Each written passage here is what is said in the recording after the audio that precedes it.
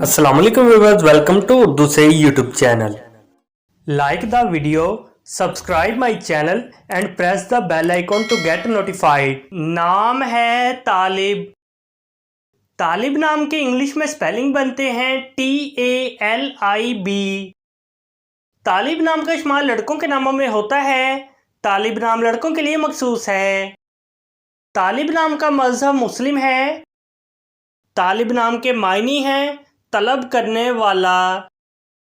तालिब नाम के इंग्लिश में 5 हरूफ हैं और ये एक लफ्ज़ है। 5 वर्ड्स एंड 1 लेटर। तालिब नाम के उर्दू में 4 हरूफ हैं और ये एक लफ्ज़ है।